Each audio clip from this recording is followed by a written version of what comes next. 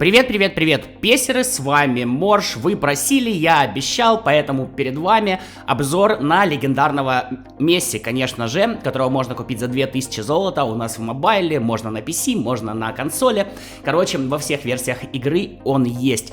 Почему я делал первый обзор на Неймара, а не на Месси? Тут все просто, многие из вас играют с 21 части, и у вас есть иконик Месси с прошлой части, но у этого, по сравнению с тем, есть некоторые преимущества, о которых мы, конечно же, сегодня поговорим. Кроме Месси ты получаешь еще 10 игроков, среди которых есть вполне себе достойные экземпляры. Конечно, стоит выделять Суареса, до 93 он будет качаться, 180 тысяч он стоит. Таких дорогих игроков, как в паке с Неймаром, здесь нет, к сожалению. Самый дорогой у нас это Рамос. Конечно же, Лаутаро, классная карточка, 93 максимум, 170 тысяч он стоит, на поле показывает себя отлично. Рамос, 93 тоже максимум, стоимость карточки 200 тысяч. Ди Мария, который у нас уже в Ювентусе, насколько я понимаю, до 92 он будет качаться и 120 тысяч стоит. И также Де Пауль из Матрасников, который стоит 120 тысяч и качается до 91. Но главная звезда у нас, конечно же, это Лео Месси, легендарная карточка. Сейчас я перед вами сразу его прокачаю, как бы я раскидывал статы. И, собственно, покажу команду, в которой я буду его тестировать. Значит, один стат всего лишь я бы закидывал в стиль. Как вы видите, вот так вот по стилю он у меня будет выглядеть. К сожалению, статов мало, поэтому и расходовать навыки на это не особо хочется. Ну и, собственно, по параметрам. Итак, вот так 3 я бы закидывал в дриблинг, 4 в ускорение и 4 в силу ног и выносливость. К сожалению, выносливостью Месси не обладает, скоростью большой тоже не обладает, ну а стремительность, оно же ускорение, добавит ему умение атаковать, что, конечно же, нам пригодится. Скорость, как вы видите, будет всего лишь 78, при этом великолепнейший баланс и выносливость 76. Карточка будет иметь 99 рейтинга. Кстати, когда я поставлю его сейчас на поле, почему-то, как я понимаю, больше 100 в нашей игре на данный момент быть не может. По крайней мере, не показывает. Тут у меня висит Неймар еще с прошлого обзора. Месси мы поставим вместо КК и так, перетянись, зараза, до сих пор эту хрень не исправили, но перетянись, пожалуйста, и поставим его на тянутого форварда, как вы видите, рейтинг будет 100. Ну и, конечно же, стоит сравнить этого парня с прошлогодней версией, давайте это и сделаем. Итак, при абсолютно том же наборе навыков прошлогодний Месси у нас немножечко похуже, как вы видите, в достаточно большом количестве статов. Прошлогодний месяц у нас чуть лучше по скорости, чуть лучше по ускорению и чуть лучше по силе удара. Но, как вы понимаете, здесь раскачка типа рекомендованная, я прокачивал немножко по-другому. Также чуть лучше он вовлечен в защиту и немножко лучше выносливость. Ну, серьезно, Месси нужна защита? Я считаю, что нет. Этого же года Месси, во-первых, тут порядочные плюсы практически по всем статам, это раз. Во-вторых, плюсы по стилям игры. Если вы, конечно, не играете контроль мяча и контратаку длинную, которые у них одинаковые. Если вы, допустим, играете быструю, вы сами понимаете, что прошлогоднего Месси нужно вкинуть гораздо больше очков в прокачку стиля. Это первое. Второе. Контракты. Сами знаете, у нас с ними дикий дефицит, поэтому прошлогоднего Месси надо кормить этими контрактами. А здесь, покупая эту карточку, ты получаешь контракт сразу на год. Как по мне, отличное предложение. Но давайте переходить на поле, и я расскажу, как я его почувствовал. И, конечно, напоминаю, что если ты из России, хочешь задонатить на Месси или Неймара или на какой-то другой набор, то пиши мне в личку в Телеграме, ссылки в описании и закрепленном комментарии, помогу тебе с этим. Вообще занимаюсь андроидом, но на iPhone тоже как бы варианты есть. В общем, пиши, разберемся.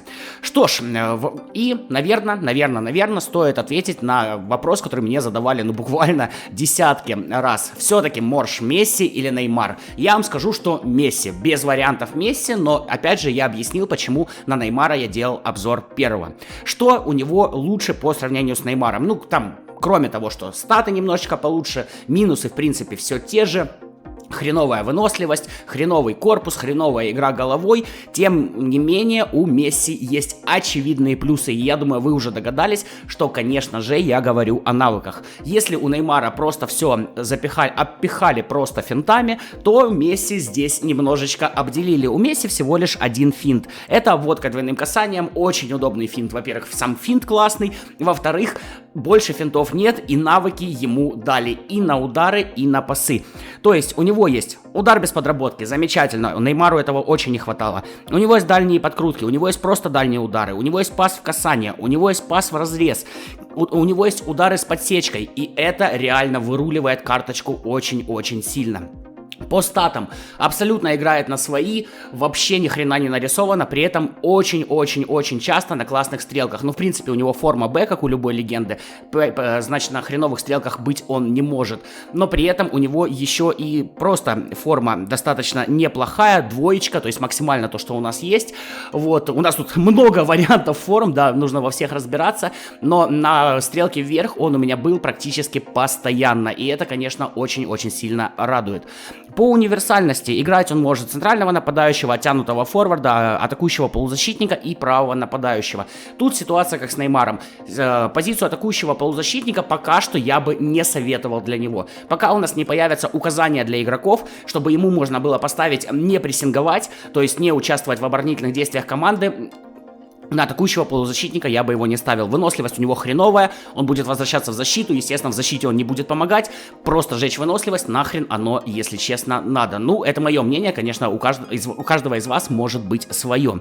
А вот на позиции оттянутого форварда, где, кстати, у него будет работать стиль у него креативный плеймейкер, и правого нападающего, он очень великолепно, просто хорош в подыгрыше. И подыграть может, и завершить может. На центрального нападающего тоже вполне себе можете его ставить, отлично себя показывает. Конечно же, прекрасные подкрутки, конечно же, прекрасный баланс. Действительно, в этой карточке все хорошо. И что мне понравилось реально в 22-й части, Konami оживила игроков вот таких вот не корпусных, но очень техничных. Благодаря новой физике, благодаря новой инерции игроков, эти игроки действительно заиграли по-другому. И если когда-то в 20-й части я называл Месси худшей карточкой в нашей игре, именно по сравнению... Ну, точнее говоря, если учитывать рейтинг и учитывать то, что он показывает на поле, то сейчас я назову его без вопросов одним из лучших.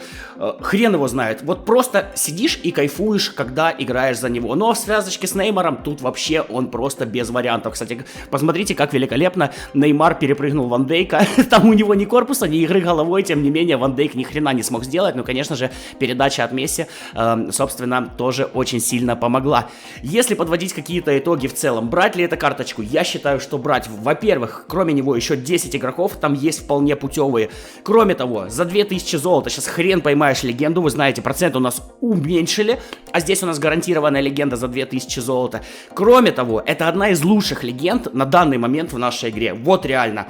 Абсолютно, я уверен, вас не разочарует, и все его минусы нивелируются дичайшими плюсами. Поэтому я советую брать однозначно. Само собой, идеальных игроков у нас не существует, но Месси у меня заслуженно получает 9,7 из 10, вот так вот я бы сказал, на десятку. Ну, вот десяток, скорее всего, не будет в нашей игре.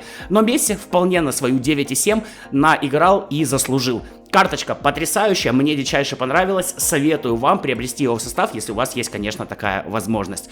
Надеюсь, вам мой обзор понравился, на этом потихонечку прощаюсь, с вами был Морж, до новых встреч, пока-пока.